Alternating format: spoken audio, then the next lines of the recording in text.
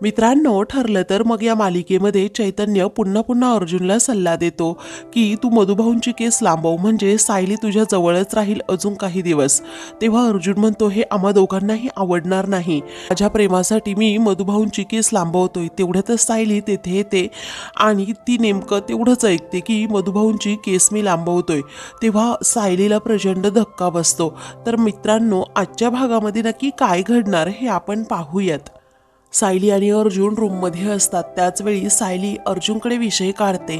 मधुभाऊ सुटल्यानंतर पूर्ण आजी, त्याचबरोबर आईंची काय अवस्था होईल माहिती आहे का? कारण मी मधुभाऊंबरोबर आश्रमांतर आपलं लग्न मोडणार. तेव्हा अर्जुन आता विचारात पडतो आणि तिला म्हणतो, यावर आपण काहीतरी मार्ग काढूयात.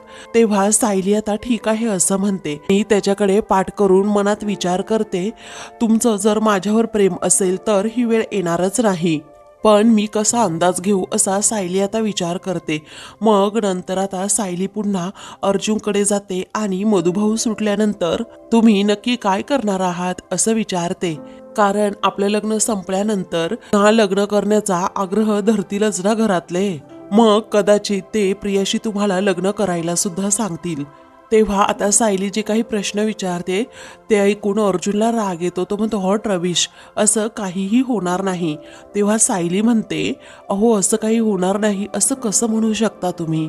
कारण आपलं लग्न आता संपलं तर मग प्रियाबरोबर लग्न करण्याचा हट्ट घरातील सर्वजण धरतं. प्रिया जाऊ देत, दुसऱ्या कोणत्या तरी मुलीबरोबर लग्न करावं लागेलच ना तुम्हाला.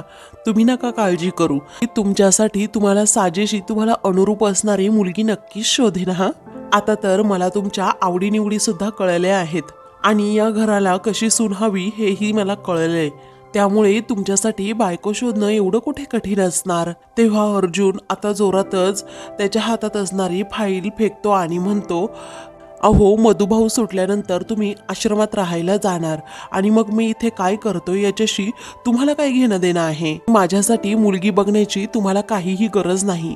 माझ्या लाईफचं नक्की काय करायचं ना हे मी माझं बघेन असं म्हणून अर्जुन हा चिडतो आणि लगेच दार उघडून निघून जातो.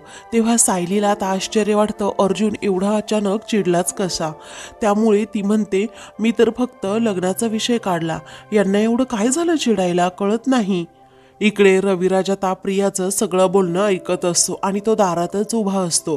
त्याचवेळी प्रिया आता प्रतिमाला लहानपणीच्या आठवणी सांगू लागते. ताई, तुला माहीत आहे का, लहानपणी मी तुला सोडायचीच नाही आणि नेहमी तुझ्या सतत जवळ राहायची. त्याचबरोबर आपल्या घरासमोर एक बाग होती ना, त्या बागेमध्ये रोज तू मला फिरायला घेऊन जायचीस आणि अगदी माझ्या वयाची होऊन माझ्यासोबत तू खेळायचीस. तेव्हा रविराज आता सगळं बोलणं ऐकत असतो. मग नंतर आता तो विचारात पडतो, ही असं खोटं का बोलतीये? तर प्रिया आता काही पण खोटं खोटं प्रतिमाला सांगू लागते आणि म्हणते, एकदा काय झालं, बागेमध्ये एक मुलगा आला आणि त्याने मला झोपाळ्यावरून पाडलं. तेव्हा तू त्याला खूप ओरडली होती आणि त्याची बहीण माझ्याच वर्गात होती ना, रुचा नावाची. तुला ती रुचा आठवते का ग? मग आता अशी कशी आठवेल असंही प्रिया बोलते.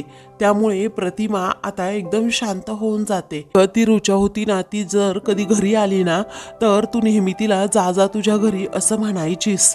त्यावेळी रविराज आता सर्व प्रियाचं बोलणं ऐकून घेतो आणि जोरातच तिच्यावर ओरडत म्हणतो, तन्वी, अगं ज्या गोष्टी घडल्याच नाहीत त्या का सांगतेय तू प्रतिमाला? तेव्हा प्रिया आता खूपच घाबरते आणि मग नंतर मनात ती विचार करते, बापरे, की हा चोरून ऐकत होता तर काही पण खोट्या आठवणी हिला सांगत होते.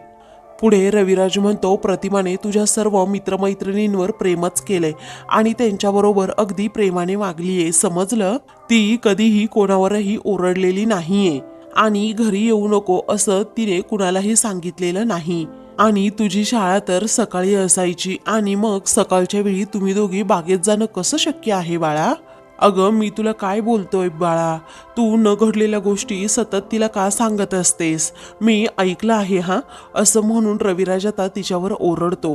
मग आता प्रिया विचार करते की आता ह्याला उत्तर काय द्यावं कळतच नाही. मग आता प्रतिमा देखील तिच्याकडे पाहतच राहते. तेव्हा प्रिया म्हणते, रिव्हर्स सायकोलॉजी. म्हणजे मी कसं आईला खोटं सांगत होते कारण ती माझं खोटं पकडेल आणि खरं काय आहे ना ते सांगेल, या विचाराने मी हा प्लॅन केला होता. मी ना प्रिया बघत होते तिला जुनं काही आठवतंय की नाही असं रविराजला आता ती खोटं खोटंच सांगते. तेव्हा रविराज आता म्हणतो, तू ना फॅशन डिझायनिंगकडे जरा लक्ष दे, कारण तेच तुझ्यासाठी महत्त्वाचं आहे. या सायकोलॉजीच्या भानगडीत तू पडूच नको. आपण प्रतिमाच्या आठवणी जाग्या करतोय, तिची परीक्षा नाही घेत, समजलं? त्यापेक्षा तू तिच्या आयुष्यात घडलेल्या खऱ्या गोष्टी शेअर कर ना. त्याच वेळी प्रिया म्हणते, बाबा मी कुठेतरी ऐकलं होतं असा उलटा रस घेतला ना तर मग स्मृती परत यायला मदत होते म्हणून. ठीक आहे बाबा, जे काही खरं घडलं होतं ना तेच मी आईला सांगते. तेव्हा रविराज आता रागातच म्हणतो की जे काही खरं खरं घडलं होतं ना आपण तेच तिच्याशी बोलूयात, चालेल ना? मग आता प्रिया हो म्हणते आणि मग नंतर रविराजला ती म्हणते, बाबा मला असं वाटतंय तुम्ही काहीच बोलू नका, मी अगोदर प्रयत्न करून पाहते, कारण उगीच आठवणींची गर्दी व्हायला नको. तेव्हा रविराज म्हणतो, असं काहीही होणार नाही. त्यामुळे एक फॅमिली म्हणून आपण ज्या काही आठवणी गोळा केलेल्या आहेत ना त्या प्रतिमाला सांगूयात, चालेल ना प्रतिमा? मग आता ती सुद्धा हो असं म्हणते. रविराज आता बेडवर बसतो आणि म्हणतो की प्रतिमा, तू मी आणि तन्वी एकदा तन्वीच्या शाळेत गेलो होतो. आता असं पुढे तो सांगत असतो, त्याच वेळी मात्र त्याला लगेच एक फोन येतो. तर तो फोन अर्जंट असल्यामुळे त्याला लगेच बाहेर जावं लागतं. तेव्हा आपण सर्वजण शाळेत गेलो होतो तेव्हा नक्की काय घडलं होतं, मग असं प्रतिमा विचारू लागते. तेव्हा प्रियाची खरं तर बोबडीच वळते, तिला काहीही बोलता येत नाही, काही आठवत सुद्धा नसतं, काय सांगावं आयत्या वेळी. म्हणूनच ती आता म्हणते, अगं आई बापरे 11 वाजले, मला ना सकाळी प्रोजेक्ट सुद्धा करायचा आहे आणि कॉलेजला सुद्धा जायचंय, मी झोपू का गं? प्रतिमा म्हणते, नको, मला सांग ना पुढे काय झालं. तेव्हा प्रिया म्हणते, नको का आई, सकाळी जायचंय लवकर मला. त्यानंतर प्रतिमा आता झोपायला जाते. तर आता प्रिया गुड नाईट आई असं म्हणून आता झोपण्याचं नाटक करते, पण मनात विचार करते, बापरे आज तर मी थोडक्यात बचावले, कारण जर रविराजने सगळं सत्य प्रतिमाला सांगितलं असतं तर नक्कीच तिला काहीतरी आठवलं असतं आणि रोज रोज मी तन्वीची आठवणी तरी कुठून आणू. आज थोडक्यात बचावले आहे, परंतु रोज कसं होणार या विचाराने ती घाबरते. दुसरीकडे अर्जुन आणि चैतन्य वर टेरेसवर असतात. त्याच वेळी आता चैतन्य विचारतो, अरे काय झालं, बोल ना पटकन, काही शेअर करायचंय का तुला माझ्याशी? तेव्हा अर्जुन म्हणतो, बोलण्यासारखं काही राहिलंय का? अरे मिसेस सायलींनी मला स्पष्टपणे सांगितलंय की मधुभाऊ सुटल्यानंतर त्या त्यांच्याबरोबर राहायला जाणार आहेत. मला माहीत आहे मधुभाऊ सुटल्याचा आनंद मला सुद्धा तेवढाच होणार आहे, पण त्यानंतरचा जो त्रास होणार आहे ना तो फक्त मलाच भोगावा लागणार आहे. आणि मिसेस सायली तर आत्ताच माझ्यासाठी मुलगी सुद्धा शोधायला लागले आहेत. तेव्हा चैतन्य म्हणतो की मला माहीत आहे या गोष्टीवर सोल्युशन काढायला पाहिजे आणि ते आत्ता या क्षणी काढायला हवंय. तेव्हा अर्जुन म्हणतो, पण ते सोल्युशन जर चुकीचं निघालं ना, हे काय वाढून ठेवलंय ना हे मला आत्ताच कळतंय. अरे मला आत्तापासूनच हॉरिबल स्वप्न सुद्धा पडतायत. तेव्हा चैतन्य विचारतो, कोणती स्वप्न? तेव्हा अर्जुन आता ते जे काही स्वप्न पडलेलं असतं ते सगळं काही आता चैतन्याला सांगू लागतो की मला तुम्ही लाईफ पार्टनर म्हणून अख्ख्या आयुष्यभर हवे आहात. मी असं जेव्हा प्रपोजल त्यांच्यासमोर मांडलं तेव्हा त्या अधिकच चवताळल्या. त्या म्हणाल्या की आपलं नातं हे मैत्रीचं होतं, अगदी पवित्र होतं, परंतु मैत्रीच्या नात्याला तुम्ही कलंक लावला. तुमच्या मनात ज्या काही फिलिंग्स माझ्याबद्दल आहेत ना त्या माझ्या मनात अजिबात तुमच्याबद्दल नाहीये. आता सायलीने माझ्या प्रेमासाठी नकार दिलेला असतो आणि हेच अर्जुन चैतन्याला सांगतो. पुढे आता अर्जुन म्हणतो की हे स्वप्न जर खरं झालं ना चैतन्य तर माझा जीव जाईल. आता हे ऐकल्यानंतर चैतन्य घाबरतो. तो म्हणतो, काही पण काय बोलतोस रे अर्जुन? तेव्हा अर्जुन म्हणतो, त्या अगोदर आपल्याला काहीतरी विचार करावा लागेल, काहीतरी सोल्युशन यावर काढावंच लागेल. तेव्हा चैतन्य आता विचार करतो आणि म्हणतो, सायली वहिनी तुझ्याकडे राहावी यासाठी माझ्याकडे एक सोल्युशन आहे. तेव्हा अर्जुन विचारतो, कोणतं सोल्युशन आहे ना ते अगोदर सांग, मी काहीही करायला तयार आहे. तेव्हा चैतन्य म्हणतो, मधुभाऊ जेलमधून सुटावेत यासाठी आपल्याकडे पुरावे आहेत बरोबर? तेव्हा अर्जुन म्हणतो, हो बरोबर आहे. त्याच कंडक्टवर बेल मिळणं जवळजवळ कठीण आहे बरोबर ना? तेव्हा अर्जुन म्हणतो, हो पण जर त्यांना बेल मिळाली तर सायली वहिनी या घरातून तुझ्या आयुष्यातून कायमच्या निघून जातील, बरोबर ना? त्यावेळी अर्जुन म्हणतो हो बरोबर आहे. तेव्हा सायली वहिनी जर इथेच थांबावी असं तुला वाटत असेल तर मधुभाऊंचं जेलमधून बाहेर येणं हे आपण थोडं लांबवलं तर काही होऊ शकतं का? तेव्हा अर्जुन आता चैतन्याकडे पाहतच राहतो. तेव्हा अर्जुन आता रागातच म्हणतो, होट, तू काय बोलतोस हे? अरे तू एक लॉयर आहेस ना चैतन्य, मग असा कसा विचार करू शकतो? आपण असं कायद्याचं उल्लंघन नाही करू शकत. त्याचबरोबर आपण आपल्या स्वार्थासाठी मधुभाऊंना जेलमध्ये ठेवणं हे सुद्धा मला पटत नाहीये. अरे मिसेस सायली या कधीपासून आस लावून बसले आहेत की कधी एकदा मधुभाऊ जेलमधून सुटतील आणि आपण त्यांच्याबरोबर असा खोटेपणा करायचा आणि आपण तेच डिले करायचं. तेव्हा चैतन्य म्हणतो मला माहीत आहे की ते मॉरली पूर्णपणे चुकीचं आहे. तेव्हा अर्जुन म्हणतो ते फक्त चुकीचं नाहीये, ते क्राईम आहे, पाप आहे. तेव्हा चैतन्य म्हणतो बरं ठीक आहे, तू मला सायली वहिनीला इथे थांबवण्याचा मार्ग सांग काहीतरी. हे बघ काही आहे का तुझ्याकडे ऑप्शन? तेव्हा अर्जुन आता विचार करतो पण त्याला काहीही सोल्युशन सापडत नाही. तेव्हा चैतन्य म्हणतो हे बघ मधुभाऊंची बेल आपण जर थोडी पुढे ढकलली तर तुला सायली बरोबर जास्त वेळ मिळेल. अरे मी तुला सांगत नाहीये की करच म्हणून, मी फक्त तुला सल्ला देतोय. ते तुझं काम आहे करायचं की नाही. तेव्हा अर्जुन म्हणतो नाही, मी नाही असं करू शकत. अरे मधुभाऊंना जेलमधून बाहेर काढण्यासाठी किती मेहनत घेतली आपण आणि तो स्वतः पुरावा समोर दिसतोय, मग आपण असा डिले करायचा का? हे इम्पॉसिबल आहे. त्यावेळी आता चैतन्य म्हणतो ठीक आहे, मी तुला फक्त मदत करण्याचा प्रयत्न करत होतो, पण तुला ऐकायचंच नसेल तर मी काय करू शकतो? हे बघ आता सायली वहिनी या घरातून कधीही निघून जाऊ शकतात आणि तुला ते ॲक्सेप्ट करावंच लागेल अर्जुन. तेव्हा अर्जुनला आता धक्काच बसतो आणि तो चैतन्याकडे पाहत राहतो. मनात विचार करतो खरंच ना, आता मधुभाऊ सुटले तर सायली वहिनी कधीही घरातून जातील, हे सत्य कसं स्वीकारू मी? पुढे आता चैतन्य जाता जाता एक सल्ला देऊ लागतो. अर्जुन आपण वर्षानुवर्ष एक म्हण ऐकतोय आणि तुला ती मान्य करावीच लागेल. म्हणजे ती चुकीची तर नसेल ना? मी जे काही म्हणतोय ते थोडं तरी खरं असू शकतो, कारण प्रेमात आणि युद्धात सगळं काही माफ असतं असं म्हणतात ना, त्यातलाच हा एक भाग आहे अर्जुन. मग तुला तुझ्या प्रेमासाठी काय करायचंय ना हे तू तुझं ठरव.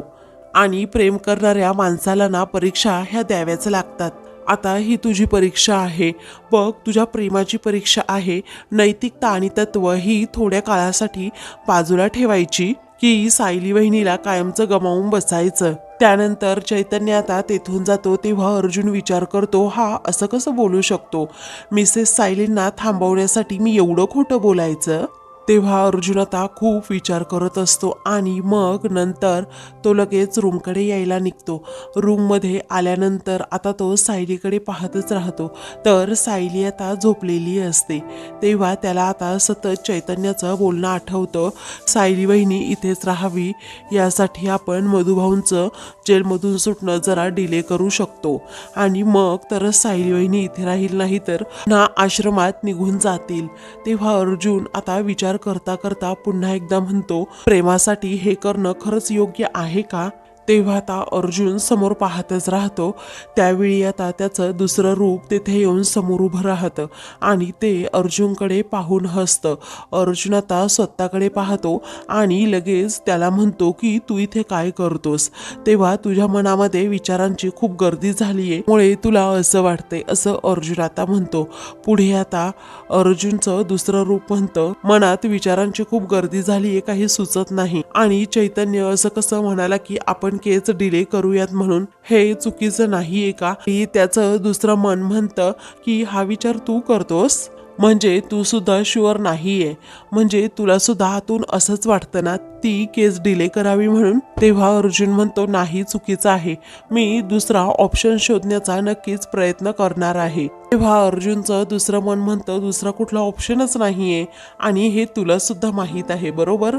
त्यावेळी अर्जुन म्हणतो केस डिले करण्याचा प्रयत्न कसा करायचा आपण, आणि हा मूर्खपणा तरी कोण करणार आहे? हे अनइथिकल आहे. त्यावेळी अर्जुनचं दुसरं मन आता हसतं आणि म्हणतं तू तुझ्या कॉन्ट्रॅक्ट मॅरेजच्या बाबतीत अनएथिकल वागतो का? आणि तुझं हे लग्न खरं आहे का? तू घरच्या सर्वांबरोबर खरं वागतोस का? त्याच वेळी अर्जुनकडे आता काहीही प्रश्नाचं उत्तर नसतं, म्हणून तो एकदम शांत बसतो. तेव्हा त्याचं दुसरं मन त्यालाच सांगतं, जर तुला असं वाटत असेल घरच्यांना फसवू नये, या घरातील लोकांच्या भावना दुखवू नये, तर तुला हे लग्न टिकवावंच लागेल सायली बरोबरचं. कारण सायली तुझ्याबरोबर खुश आहे आणि त्याचबरोबर तू सुद्धा तिच्याबरोबर खुश आहेस. म्हणजे याचाच अर्थ खोट्याचं खरं तुम्हाला आता करावं लागेल. तेव्हा अर्जुन मात्र विचार करत असतो, आता काय उत्तर द्यावं त्याला कळत सुद्धा नाही. अर्जुन आता खूपच वेळ विचार करत असतो. तेव्हा त्याचं दुसरं मन त्याला सांगतं की तू हे फक्त मिसेस सायलीसाठी करत आहे आणि तुझ्या प्रेमासाठी करत आहे. कधी कधी स्वतःचा विचार सुद्धा करायचा असतो. आता तू एवढंसं खोटं बोलला तर तुझी सायली तुझ्या जवळच राहू शकते. आता तुझं स्वतःचा चॉईस आहे, तुला नक्की काय करायचंय. मला तर एकाच गोष्टीचं वाईट वाटतंय, कारण की आजपर्यंत एकही केस न हरलेला अर्जुन सुभेदार असा प्रेमामध्ये हरणार, तो फाईट सुद्धा करणार नाही.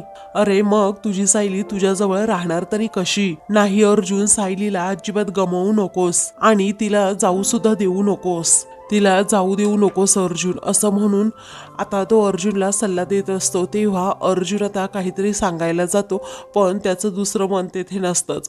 तो इकडे तिकडे पाहत असतो. त्याला समजतं इथे कुणी नव्हतं, फक्त माझ्या मनातला अंतरात्मा हा तिथे होता आणि तोच मला सुचवत होता की सायलीला तुझ्या आयुष्यातून जाऊ देऊ नकोस. दुसऱ्या दिवशी प्रिया आता अजूनही गाढ झोपलेली असते, तर प्रतिमा आता लवकर सकाळी उठते आणि सूर्यदेवाचं दर्शन घेते आणि मग नंतर पाणी पिते. तर प्रियाच्या आता तोंडावर उजेड आल्यामुळे ती सारखी तिला खूप डिस्टर्ब होत असतं, ती सारखी कूस बदलत असते. तेव्हा प्रतिमा आता ते पाहते, गालातच हसते. तर प्रिया नंतर खूपच वैतागते. तर दुसरीकडे अर्जुन हा तयार होऊन बसलेला असतो आणि त्याला ऑफिसला जायचं असतं. तो मनात विचार करत असतो, काहीतरी करायला हवं. जर मिसेस सायली माझ्याकडे थांबावी असं मला वाटत असेल तर काहीतरी मार्ग नक्की सुचवावा लागेल आणि तो मार्ग त्याला सापडतच नसतं. अर्जुन आता रूममध्येच असताना तिथे चैतन्य येतो. तेव्हा अर्जुन विचारतो, काय रे किती उशीर? तेव्हा चैतन्य आता विचारतो की काय रे अर्जुन, तुझी काय कटकट आहे? सकाळी सकाळी तू मला उठवलंस, इथे मला निवांत झोपायचं होतं. तेव्हा अर्जुन आता म्हणतो, तुला किती लवकर यायला सांगितलं होतं? मग आता चैतन्य म्हणतो, मला झोपायचंय, मी तुला किती वेळा सांगू? पुढे आता चैतन्य म्हणतो, तू निशाचर आहे, मग मला का जागा ठेवतोस कळतच नाही. हे माझी झोप का होऊ देत नाही तू? त्यावेळी निशाचर म्हणजे काय असं अर्जुन विचारतो. तेव्हा रात्रभर जागा राहणारा, हे निशाचर म्हणजे रात्रभर जागा राहणारा प्राणी. तेव्हा अर्जुन आता ठीक आहे असं म्हणतो. पुढे आता चैतन्य म्हणतो, जाऊ का मी? अर्जुन म्हणतो, नको थांब ना जरा थोडा वेळ. त्यावेळी चैतन्य म्हणतो, नाही जातो. मग आता मी जो ऑप्शन तुला दिला होता त्याबद्दल तू रात्रभर विचार करत होता का? मला तर असंच वाटतंय, कारण तुझे डोळे सुजलेले आहेत, तुला झोपच व्यवस्थित आलेली नाहीये. तू सुद्धा निशाचर आहे असं म्हणायला हरकत नाही, कारण रात्र तू जागा राहतोस. मला सांग, मी जो ऑप्शन दिला होता ना त्याबद्दल तू विचार केला आहेस का?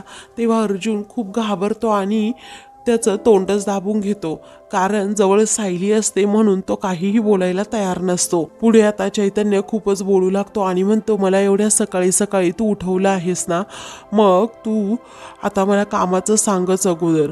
हे बघ, सकाळी सकाळी उठवलं आहेस, मग तू मधुभाऊंच्या केसच्या बाबतीत नक्की काय ठरवलं आहे ते पण सांग. तू ही केस डिले करणार होता, त्याचं काय झालं? असं म्हणून आता चैतन्य त्याला जाब विचारत असतो. अर्जुन अजूनही त्याला म्हणत असतो की जरा गप्प बस, उगीच सायली ऐकेल, परंतु चैतन्यने काही ऐकलंच नसतं. हे आता चैतन्य सारखा सारखा फोर्स करतो, रे सांग ना, मधुभाऊंची केस डिले करणार होता त्याबद्दल काय झालं? तू विचार केला आहेस का? तेवढ्यातच सायली आता तेथे येते आणि दरवाजा उघडून समोर पाहते, तर अर्जुन आणि चैतन्य कोणत्या तरी विषयावर बोलत असतात हे तिला समजतं. मग आता ती त्यांच्याकडे पाहतच राहते. तर या दोघांचा भ्रम होतो की तिने सगळं काही ऐकलं, म्हणून हे दोघेही खरंच खूप घाबरतात. तर आता मित्रांनो, पुढील भागामध्ये अर्जुन चैतन्य ऑफिसमध्ये असतात. अर्जुन नेहमीप्रमाणे खूप डिस्टर्ब असतो, कारण त्याला सायलीला विचारायचं असतं की तू माझ्याबरोबर इथेच राहशील का. पण अर्जुनच्या तोंडातून हे शब्द फुटतच नसतात. त्यावेळी आता अर्जुन हा म्हणतो की मला माझं खरं प्रेम मिळवायचंय. मी आतापर्यंत एकही केस न हरलेला माणूस आहे आणि माझ्या प्रेमात मी असा हरणार हे कसं शक्य आहे. आता असं काय करू जेणेकरून मिसेस सायली माझ्याजवळच थांबतील. चैतन्य पुन्हा तेथे येतो आणि अर्जुनला सल्ला देतो, जर तू मधुभाऊंची केस थोडी लांबवली तर मग नक्कीच सायली वहिनी ते थांबू शकतात. तेव्हा अर्जुन रागातच म्हणतो, मला आणि मिसेस सायलींना हे अजिबात आवडणार नाही की प्रेमासाठी मी मधुभाऊंची केस लांबवतोय. आता असं म्हटल्याबरोबरच सायली तेथे येते आणि सर्व बोलणं ऐकते. अशाच मालिकेंचे पुढील भाग पाहण्यासाठी चॅनलला सबस्क्राईब करा.